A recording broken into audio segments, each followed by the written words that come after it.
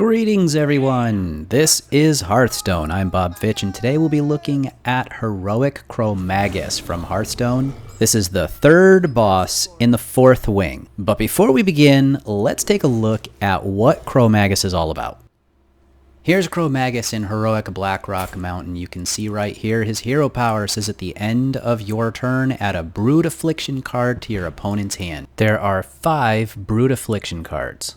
Each of them costs 3 mana to get out of your hand, and until you do, they do something detrimental to you. Casting away the Brood Afflictions counts as casting spells, so my thought was, let's do things that go well together with casting spells, such as having a Mana Worm in my deck. So I'll be looking to have one of those in my opening hand to play down, and then as spells get cast, this will increase its attack power.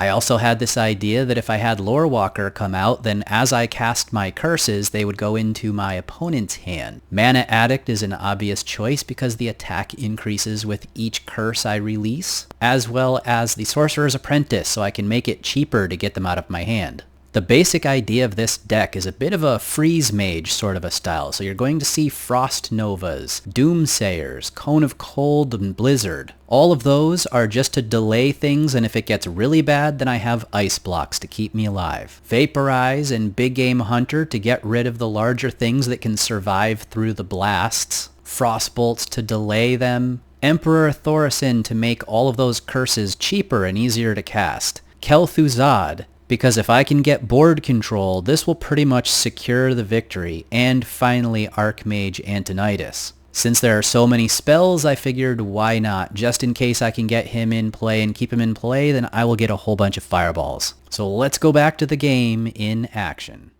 The mulligan is finishing dealing out, and you can see that I kept my Mana Worm because, as I said earlier, I want to have my 1 and 2 mana casting cost spells to begin. I also received my pint-sized summoner, and hopefully I will get something that I can use that with. But for now, I've passed my turn over, and Chrommagus has given me my first Brood Affliction. The first one you get will always be the same. It restores 6 health to Chrommagus at the beginning of my turn, so attacking him really doesn't do any good, but it makes me feel good. You'll want to go and hold on to that affliction for a while because in the beginning of the game you're just trying to get board control. You're not really trying to do damage to him. Damage comes at the end. I just got my second Brood Affliction as well, and this one is always the same. As long as it stays in my hand, I take 3 points of damage. I can't hold on to that for very long, but maybe a turn or 2. Then as I take advantage of the pint-sized summoner to put Lorewalker Cho in play, I receive my third affliction, the blue one.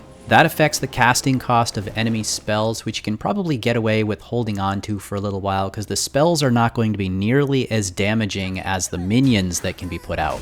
I put a copy of the red affliction into Chrommagus' hand, although because of the blue one I have in my hand, it'll be very easy for him to just cast it away this turn. I traded my summoner away because I wanted to keep my board control and I didn't really have anything in my hand to cast. It's all spells right now, so I didn't feel like I needed it. I hadn't cleared away the enemy minion earlier because I was hoping to let him get a few minions on the board and then clear them all away at the same time with area effect, but because that didn't happen, I decided to trade. And now, as the next affliction goes into my hand, the one that makes enemy minions cheaper, and one you want to get rid of as quick as you can each turn, Emperor Thorison has shown up. So next turn I'll be able to cast him for 6 mana, and that may make this game a whole lot easier. Now that the initial sequence of afflictions has been taken care of, it will become random. The initial ones are always in the same order, but after that, it's up to the fates. And if you get the black one that gives Chrommagus extra cards when he draws, you probably want to get rid of that right away too,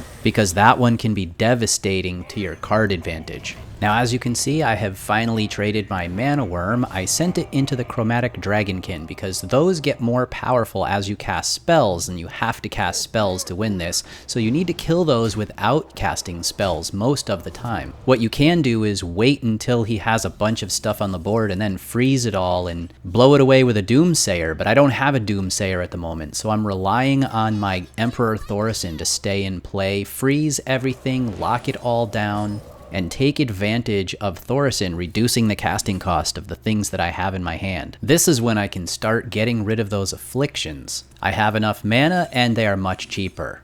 Once again, I get rid of black and bronze as fast as I can, unless I want him to put a bunch of minions down because maybe I have a freeze and a doomsayer ready to go. In that case, I keep the bronze to make it cheap so that he can throw everything down and then I blow it away. I get rid of the reds right away because I can't afford to take the damage. After that, it's the blues. And finally, when it's time to start killing Chrommagus, then we get rid of the greens so that we can do our damage. At this point, we've gone into full lockdown mode. We're freezing things as much as we can, getting rid of the afflictions, finally getting rid of the very last one, starting to really do damage, since that last affliction won't be healing him anymore, and relying on a little bit of luck for what we're going to continue drawing, hoping that our ice block will last a while. I'm debating whether to play out all of my minions right now because I know he has flame strikes in the deck, and as I said, we're relying on a little bit of luck, so hopefully he won't draw a flame strike or anything that will pop my ice block right away. With the amount of mana I have now, I'm not going to really worry about the afflictions anymore. I can spend 3 mana per turn to get rid of it, and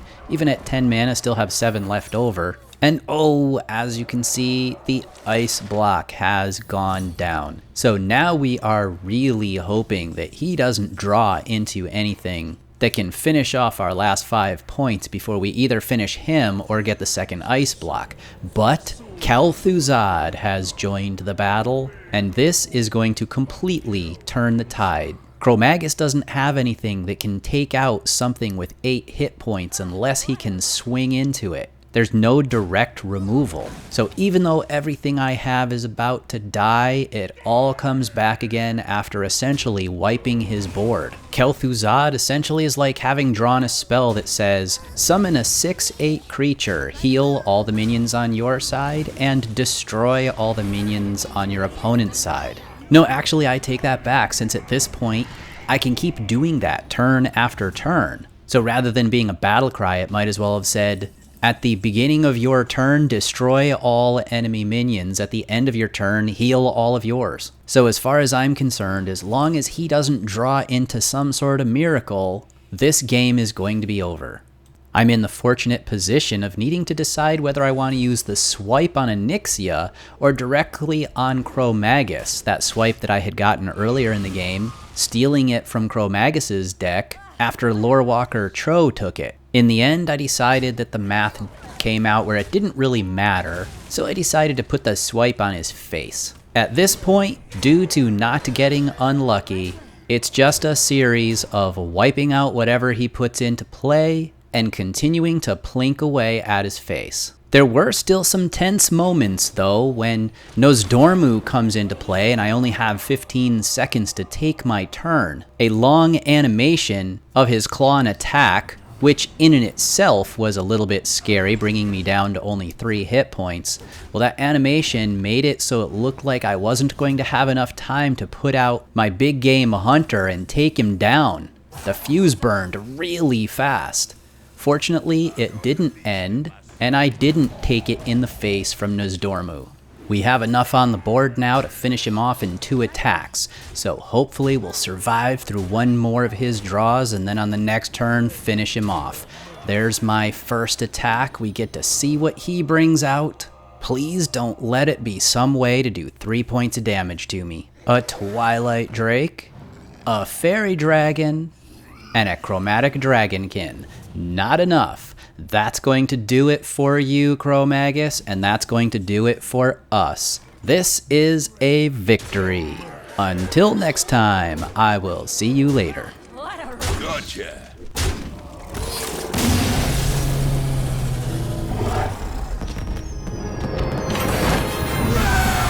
Actually, Chrommagus was my weakest minion.